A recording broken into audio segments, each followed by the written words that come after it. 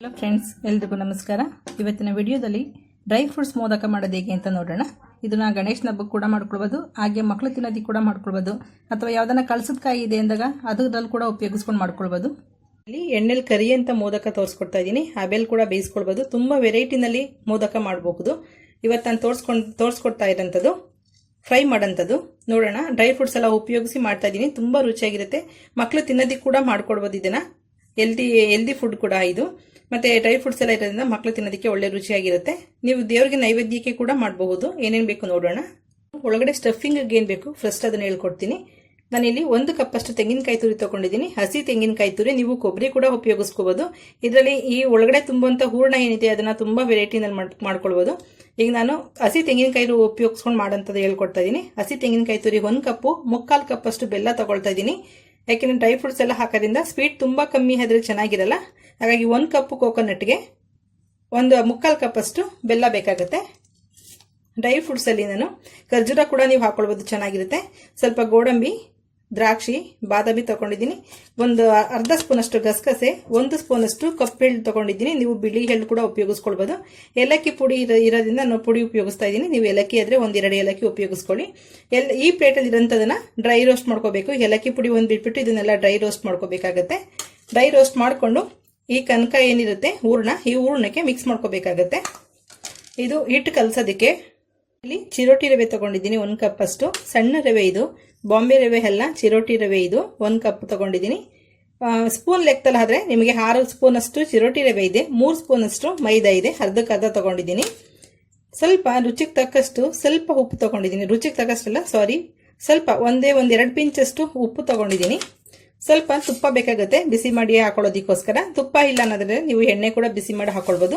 ಅದು ಕಲಸೋದಕ್ಕೆ ಎಷ್ಟು ಬೇಕಾಗುತ್ತೆ ನೋಡ್ಕೊಂಡು ನೀರು ಉಪಯೋಗಿಸ್ಕೊಳ್ಳೋಣ. ಈಗ ಫಸ್ಟ್ ಇದನ್ನ ಕಲಸಿಡೋಣ. ಯಾಕೆಂದ್ರೆ 20 ನಿಮಿಷದಿಂದ ಅರ್ಧ ಗಂಟೆ ಅಷ್ಟು ಇದು ನೆನಿಬೇಕಾಗುತ್ತೆ. ಚೆನ್ನಾಗಿ ನೆಂದಷ್ಟು ಸಾಫ್ಟ್ ಆಗಿ ತುಂಬಾ ಚೆನ್ನಾಗಿ ಬರುತ್ತೆ. ನಾವು ಇದನ್ನ ಕಲಸಿಟ್ಬಿಟ್ರೆ ಇದು ನೆನೆಯಷ್ಟಲ್ಲಿ ನಾವು ಹೂರ್ಣ ರೆಡಿ ಮಾಡ್ಕೊಳ್ಬಹುದು. ಚಿರೋಟಿ ರವೆ ಮತ್ತೆ ಮೈದಾ, ರುಚಿಗೆ ಸ್ವಲ್ಪ ಪಿಂಚಷ್ಟು ಉಪ್ಪು, ಇಷ್ಟನ್ನು ಹಾಕಿ ಸ್ವಲ್ಪ ಜರಡಿ ಮಾಡ್ಕೊಳ್ಳಿ. ನಿಮಗೆ ಜರಡಿ ಮಾಡ್ಕೊಳ್ಳೋದ್ರಿಂದ ಎಲ್ಲ ನೀಟಾಗಿ ಮಿಕ್ಸ್ ಆಗುತ್ತೆ. ಹಿಟ್ಟು ಕೂಡ ನಾವು ಹೂರ್ಣ ಮಾಡ್ತೀವಲ್ಲ ಅದೇ ಪಾತ್ರೆನಲ್ಲಿ 1 ಸ್ಪೂನ್ ಅಥವಾ ತುಪ್ಪ, 1 ಸ್ಪೂನ್ ಅಷ್ಟು ಎಣ್ಣೆ ಹಾಕ್ಬಿಟ್ಟು ಬಿಸಿ ಮಾಡಿಬಿಟ್ಟು ಹಿಟ್ಟಿಗೆ ಹಾಕೊಳ್ಳೋಣ. ಬಿಸಿಯಾಗಿರೋಂಥ ತುಪ್ಪ ಮತ್ತೆ ಎಣ್ಣೆ ಹಾಕೊಳ್ಳೋಣ. ನಿಮಗೆ ಬರೀ ತುಪ್ಪನೇ ಇದ್ರೂ ಕೂಡ ಹಾಕೊಳ್ಬೋದು. ತುಪ್ಪ ಇಲ್ಲ ಅಂದ್ರೆ ಎಣ್ಣೆನೂ ಹಾಕೊಳ್ಬೋದು. ತುಪ್ಪ ಹಾಕೊಂಡ್ರೆ ಒಳ್ಳೆ ಟೇಸ್ಟ್ ಕೊಡುತ್ತೆ. ಬಿಸಿ ಇರೋದ್ರಿಂದ ಸ್ವಲ್ಪ ಸ್ಪೂನಲ್ಲಿ ಮಿಕ್ಸ್ ಮಾಡ್ತಾ ಇದ್ದೀನಿ.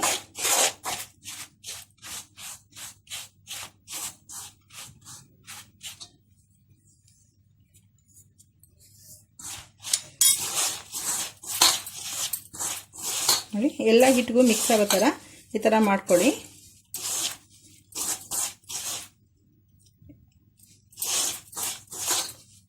ಚೆನ್ನಾಗಿ ಮಿಕ್ಸ್ ಆಗಿದೆ ನೋಡಿ. ಹಿಡಿದ್ರೆ ಉಂಡೆ ಥರ ಬರುತ್ತೆ, ಚೆನ್ನಾಗಿರುತ್ತೆ ಇದು.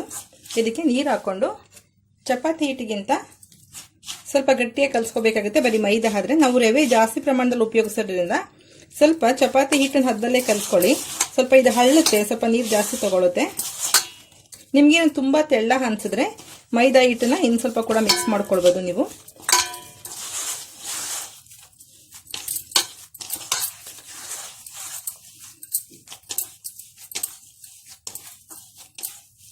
ನೋಡಿ, ನೀವು ನಾದ್ತಾ ಇದ್ದಂಗೆ ಗೊತ್ತಾಗುತ್ತೆ. ಸ್ವಲ್ಪ ಗಟ್ಟಿ ಆಗಿದೆಯಲ್ಲ, ಅದು ಅಳ್ಕೊಂಡ್ಮೇಲೆ ಇನ್ನು ಸ್ವಲ್ಪ ನೀರು ಬೇಕಾಗುತ್ತೆ. ಅದಕ್ಕೆ ಇನ್ನು ಸ್ವಲ್ಪ ನೀರು ಹಾಕ್ತಾ ಇದ್ದೀನಿ. ರವೆ ಜಾಸ್ತಿ ಹಾಕಿರೋದ್ರಿಂದ ನಾನು ನೀರು ಜಾಸ್ತಿ ತಗೊಂಡಿದ್ದೀನಿ. ನೀವು ಬರೀ ಮೈದಾ ಅಥವಾ ರವೆ ಕ್ವಾಂಟಿಟಿ ಕಮ್ಮಿ ಕೊಟ್ರೆ ನೀವು ಗಟ್ಟಿಯಾಗಿ ಚಪಾತಿ ಹಿಟ್ಟಿಗಿಂತ ಗಟ್ಟಿ ಪೂರಿ ಹಿಟ್ಟಿನ ರೀತಿಯಲ್ಲಿ ಕಲಿಸ್ಕೋಬೇಕಾಗತ್ತೆ. ಈಗ 20 ನಿಮಿಷ ಇದನ್ನ ಏನಾದ್ರು ಮುಚ್ಚಿ ಇಟ್ಬಿಡ್ಬೇಕು. ಹಾಗೆ ಡ್ರೈ ಇಡಬೇಡಿ.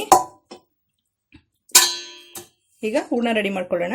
ತೆಂಗಿನಕಾಯಿ ತಗೊಂಡಾಗ, ಹಸಿ ತೆಂಗಿನಕಾಯಿ ತುರಿ ತಗೊಂಡಾಗ ಈ ಥರದ್ದು ಏನಾದ್ರು ಬಂದ್ರೆ, ಕಂಠದಿಂದ ಈ ತರ ಬಂದ್ರೆ ಕಾಯಿ 1 ರೌಂಡ್ ಮಿಕ್ಸಿಗೆ ಹಾಕೊಂಡು ತಗೊಳ್ಳಿ. ನೀರು ಹಾಕಬಾರ್ದು. ಇಲ್ಲಿ ನಾನು ಪಾಕ ಕೂಡ ನೀರು ಹಾಕ್ತಾ ಇಲ್ಲ. ಹಸಿ ತೆಂಗಿನಕಾಯಿ ತುರಿ ಆಗಿರೋದ್ರಿಂದ ಇದೇ ನೀರು ಬಿಟ್ಕೊಳ್ಳುತ್ತೆ. ಹಾಗಾಗಿ ಸ್ವಲ್ಪ ಕೂಡ ನೀರು ಹಾಕ್ತೇನೆ ಮಾಡ್ತಾ ಇದ್ದೀನಿ. ಪಾತ್ರೆ ಬಿಸಿಗೆ ಇಟ್ಟಿದ್ದೀನಿ. ಎಳ್ಳು ಸ್ವಲ್ಪ ಫ್ರೈ ಆಗಬೇಕು. ಒಂದು ಅರ್ಧ ನಿಮಿಷ ಇದು ಚಟಪಟ ಅಂತ ಫ್ರೈ ಆದ ತಕ್ಷಣ ಗಸಗಸೆ ಹಾಕೊಳ್ಳೋಣ. ಎಳ್ಳು ಸಿಡಿತಾ ಇದೆ, ಈಗ ಗಸಗಸೆ ಹಾಕೋಣ.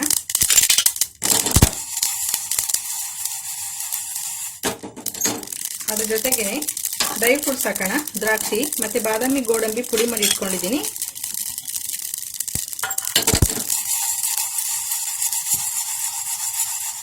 ರೆಡಿ ಆಯಿತು. ಈಗ ಪಾತ್ರೆ ಬಿಸಿಗೇನೆ ಅದು ಫ್ರೈ ಆಗಿರುತ್ತೆ. ಸ್ಟವ್ ಆಫ್ ಮಾಡೋಣ. ಹೀಗೆ ಒಂದು ಅರ್ಧ ಸ್ಪೂನ್ ಅಷ್ಟು ತುಪ್ಪ ಹಾಕೊಂಡಿದ್ದೀನಿ. ಆ ತುಪ್ಪಕ್ಕೆ ತೆಂಗಿನಕಾಯಿ ತುರಿ ಹಾಕ್ತೀನಿ. ಒಳ್ಳೆ ಫ್ಲೇವರ್ ಚೆನ್ನಾಗಿರುತ್ತೆ. ತುಪ್ಪದಲ್ಲಿ ಸ್ವಲ್ಪ ಹಸಿಕಾಯಿ ಆಗಿರೋದ್ರಿಂದ ಬಾಡಿಸ್ತಾ ಇದ್ದೀನಿ. ನೀವು ಕೊಬ್ಬರಿ ಹಾಕೋದಾದ್ರೆ ಬೆಲ್ಲ ಹಾಕ್ಬಿಟ್ಟು ತುಪ್ಪದ ಜೊತೆಗೆ ಆಮೇಲೆ ಕೊಬ್ಬರಿ ಹಾಕೊಳ್ಳಿ. ಜಸ್ಟ್ ಒಂದು 2-3 ಸೆಕೆಂಡ್ ಫ್ರೈ ಆದರೂ ಸಾಕು, ಒಂದು ಫ್ಲೇವರ್ ಚೆನ್ನಾಗಿರುತ್ತೆ ಅಂತ ಅಷ್ಟೇ. ನೆಕ್ಸ್ಟ್ ಬೆಲ್ಲ ಹಾಕೋಣ. ಇದನ್ನು ಅಷ್ಟೇ ತುಂಬ ಹೈ ಫ್ಲೇಮಲ್ಲಿ ಮಾಡಬಾರ್ದು, ಮೀಡಿಯಂ ಫ್ಲೇಮ್ನಲ್ಲಿ ಇಟ್ಕೊಳ್ಳಿ. ಜಸ್ಟ್ ಇವೆರಡು ಮಿಕ್ಸ್ ಆದ್ರೆ ಸಾಕು, ಪಾಕ ಬರಬಾರ್ದು. ಪಾಕ ಬಂದರೆ ತುಂಬ ಗಟ್ಟಿ ಆಗೋಗುತ್ತೆ, ಹೂರ್ಣ ಚೆನ್ನಾಗಿರಲ್ಲ ಅವಾಗ.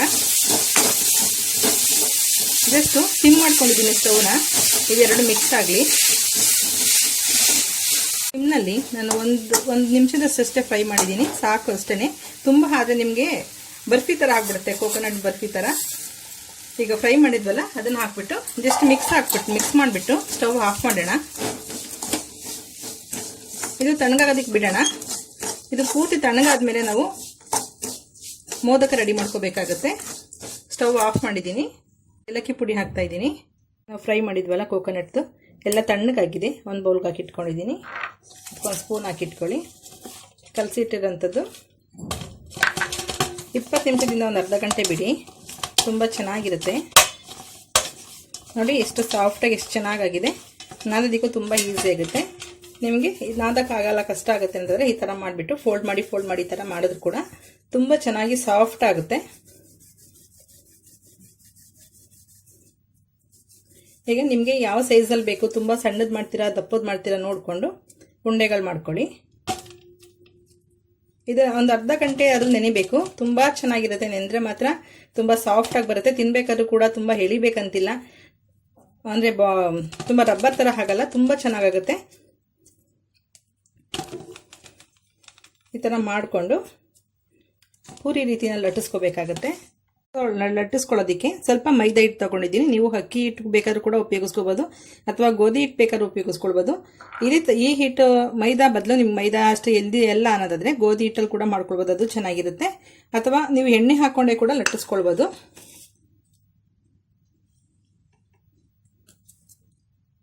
ಮೇಲೆ ಜಸ್ಟ್ ಈ ಥರ ಕಟ್ ಮಾಡಿದ್ರೆ ಆಯಿತು. ನಿಮಗೆ ಎಲ್ಲ ಮಾಡೋಂಥವು ಎಲ್ಲ ಒಂದು ಈಕ್ವಲಲ್ಲಿ ಸಿಗ್ತವೆ. ಹೂರ್ಣ ಹಾಕ್ಕೊಳ್ಳಿ. ಹೂರ್ಣ ಹಾಕ್ಕೊಂಡು ಫಿಲ್ ಹಿಡ್ಕೊತಾ ಬರಬೇಕು ಈ ಕಡೆ ಸೈಡು.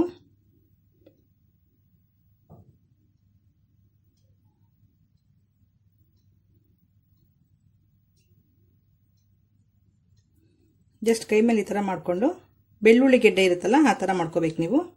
ಜಸ್ಟ್ ಈ ಥರ ಒಂದು ರೊಟೇಟ್ ಮಾಡಿದ್ರೆ ನಿಮ್ಗೆ ಚೆನ್ನಾಗಿ ಬರುತ್ತೆ. ಈ ಥರ ಎಲ್ಲ ಮಾಡಿ ಇಟ್ಕೊಂಡು ಆಮೇಲೆ ಎಣ್ಣೆನಲ್ಲಿ ಫ್ರೈ ಮಾಡ್ಕೊಳ್ಳೋಣ. ಈಸಿ ಮೆಥಡಲ್ಲಿ ಹೇಳ್ಕೊಡ್ತೀನಿ. ನೀವು ಚಪಾತಿ ಹಿಟ್ಟು ಥರ ಇಷ್ಟು ದಪ್ಪ ಹಿಟ್ಟು ತೊಗೊಂಡು ನೀವು ಚಪಾತಿ ಹೇಗೆ ಲಟ್ಟಿಸ್ತೀರಾ ಆ ಥರ ಲಟ್ಟಿಸ್ಕೋಬೋದು. ಲಟ್ಟಿಸ್ಕೊಂಡು ನಿಮಗೆ ಈ ಥರ ನಾವು ಕಟ್ ಮಾಡೋದು ಹೇಳ್ಕೊಟ್ನಲ್ಲ ಆ ಥರ ನಿಮಗೆ ಯಾವುದನ್ನ ಕ್ಯಾಪ್ನಿಂದ ಈ ಥರ ಕಟ್ ಮಾಡ್ಕೊಳ್ಬೋದು. ಇಲ್ಲಿ ಒಂದೇ ಸಲ 3 ಆಗುತ್ತೆ ನೋಡಿ. ಈ ಥರ ಮಾಡ್ಕೊಳ್ಳೋದ್ರಿಂದ ಯಾವುದೂ ದಪ್ಪ ಸಣ್ಣ ಅಂತ ಬರೋದಿಲ್ಲ. ನೀವು ದೇವ್ರಿಗೆ 11 ಅಥವಾ 21 ಮಾಡೋದಿದ್ರೆ ಎಲ್ಲ ಒಂದೇ ಈಕ್ವಲ್ ಆಗಿರ್ತವೆ. ಈಗ ಇದರೊಳಗಡೆ ಫಿಲ್ ಮಾಡ್ಕೊಳ್ತಾ ಹೋಗೋಣ. ತಗೋಬೇಕಾದಾಗ ಅಷ್ಟೇ ತುಂಬ ತಗೋಬೇಡಿ. ನಿಮಗೆ ಇಲ್ಲಿ ಸ್ವಲ್ಪ ಎಣ್ಣೆನಲ್ಲಿ ಹಾಕಿದ ತಕ್ಷಣ ಏನಾದ್ರು ಓಪನ್ ಆಗಿಬಿಟ್ರೆ ಎಣ್ಣೆ ಪೂರ್ತಿ ಬ್ಲ್ಯಾಕ್ ಆಗಿಬಿಡುತ್ತೆ, ಎಲ್ಲ ಕಂಟು ಸ್ಮೆಲ್ ಬಂದ್ಬಿಡುತ್ತೆ, ಮತ್ತೆ ಬೇರೆವೆಲ್ಲ ಮಾಡ್ಲಿಕ್ಕಾಗಲ್ಲ. ಹಾಗಾಗಿ ಫಿಲ್ಲಿಂಗ್ ಸ್ವಲ್ಪ ನೋಡ್ಕೊಂಡು ಕಮ್ಮಿನೇ ತಗೊಳ್ಳಿ. ನೀಟಾಗಿ ಇದು ಓಪನ್ ಆಗದಿರೋ ಥರ ನೀಟಾಗಿ ಹಿಟ್ಟಿಂದ ಕವರ್ ಮಾಡ್ಕೊಳ್ಳಿ. ಮೋಡ್ ಕೂಡ ಸಿಗುತ್ತೆ, ಮೋಡ್ನಲ್ಲಿ ಕೂಡ ಮಾಡ್ಕೊಳ್ಬೋದು ನೀವು. ನೋಡಿ ಈ ಥರ ಹಂಗೈನಲ್ಲಿ ಇಟ್ಕೊಂಡು ಈ ಥರ ಮಾಡಿದ್ರೆ ಶೇಪ್ ಚೆನ್ನಾಗಿರುತ್ತೆ. ನಮಗೆ ಇಡೋದಕ್ಕೆ ಕೂಡ ದೇವ್ರ ಮುಂದೆ ತುಂಬ ಚೆನ್ನಾಗಿರುತ್ತೆ. ಎಣ್ಣೆ ಕಾಯೋದಕ್ಕೆ ಇಟ್ಟಿದ್ದೀನಿ, ಸಿಮ್ನಲ್ಲೇ ಇಟ್ಟಿದ್ದೀನಿ. ಹಿಟ್ಟಾಕಿ ನೋಡೋಣ ಅದು ಮೇಲೆ ಬಂದರೆ ಎಣ್ಣೆ ಕಾಯ್ತಿದೆ ಅಂತ.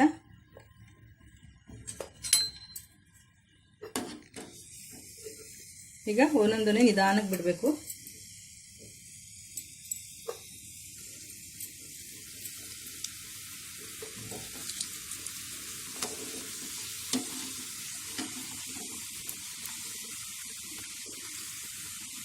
ಸಿಮ್ಮಲ್ಲಿದೆ ಸ್ಟವ್, ಸಿಮ್ನಲ್ಲೇ ಫ್ರೈ ಮಾಡ್ಕೊಳ್ಳಿ. ನೋಡಿ ಈ ಕಲರ್ ಬರೋ ಥರ ಚೆನ್ನಾಗಿ ಫ್ರೈ ಮಾಡ್ಕೋಬೇಕು. ನಾನು ಇಲ್ಲಿ ತುಂಬ ಸಣ್ಣ ಬಾಣಲಿ ತೊಗೊಂಡಿದ್ದೀನಿ. ಯಾಕೆ ಅಂದರೆ ಏನಾದ್ರು ಅಪ್ಪಿತಪ್ಪಿ ಒಂದು ಓಪನ್ ಆದರೂ ಕೂಡ ಎಣ್ಣೆ ಪೂರ್ತಿ ಗಲೀಜಾಗ್ಬಿಡುತ್ತೆ. ಅದಕ್ಕೆ ಆದಷ್ಟು ಸಣ್ಣ ಬಾಣಲಿ ಇದ್ದರೆ ಸ್ವಲ್ಪ ಕ್ವಾಂಟಿಟಿ ಎಣ್ಣೆ ಹಾಕೊಂಡು ಮಾಡ್ಕೊಳ್ಳಿ. ಅಕಸ್ಮಾತ್ ಒಂದೇನಾದ್ರು ಓಪನ್ ಆದರೆ ಪೂರ್ತಿ ಎಣ್ಣೆ ಎಲ್ಲ ಕಪ್ಪಗಾಗುತ್ತೆ. ಅವಾಗ ಏನು ಮಾಡ್ಬೇಕು, ನೀವು ಸ್ಟವ್ ಎಲ್ಲ ಆಫ್ ಮಾಡಿ ಒಂದು 5 ನಿಮಿಷ ಎಣ್ಣೆ ಕೂಲ್ ಆಗೋದಕ್ಕೆ ಬಿಟ್ಬಿಟ್ಟು ಕಾಫಿ ಅಥವಾ ಟೀ ಫಿಲ್ಟರ್ ಇರುತ್ತಲ್ಲ ಆ ಸೋಸೋದ್ರಲ್ಲಿ ಎಣ್ಣೆ ಎಲ್ಲ ಸೋಸ್ಕೊಂಡು ಬೇರೆ ಪಾತ್ರೆಗೆ ಹಾಕೊಂಡು ಅದ್ರಲ್ಲಿ ಫ್ರೈ ಮಾಡಬೇಕಾಗುತ್ತೆ. ಇಲ್ಲ ಅಂದರೆ ನೀವು ಮಾಡೋ ಎಲ್ಲ ಮತ್ತೆ ಮುಂದೆ ಏನೇನು ಮಾಡ್ತೀರಾ ಮೋದಕಗಳು ಅವೆಲ್ಲನೂ ಒಂಥರ ಕಲರ್ ಚೆನ್ನಾಗಿರಲ್ಲ ನೋಡೋದಕ್ಕೆ. ಎಲ್ಲದಕ್ಕೂ ಅಂಟೇನಿರುತ್ತೆ ಬೆಲ್ಲದ ಗಮ್ಮು ಅದೆಲ್ಲ ಕಚ್ಕೊಳ್ತಾ ಹೋಗುತ್ತೆ. ಮತ್ತೆ ಕಂಟು ಸ್ಮೆಲ್ ಬಂದ್ಬಿಡುತ್ತೆ ತುಂಬ ಕುದಿತಾ.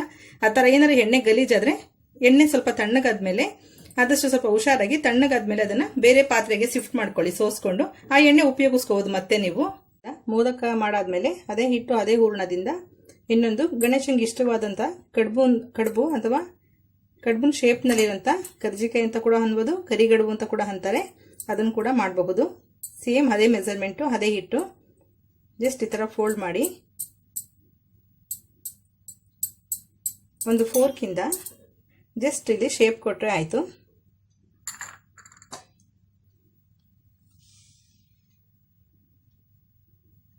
ಅದು ಓಪನ್ ಆಗಬಾರ್ದು ಅಷ್ಟೇ.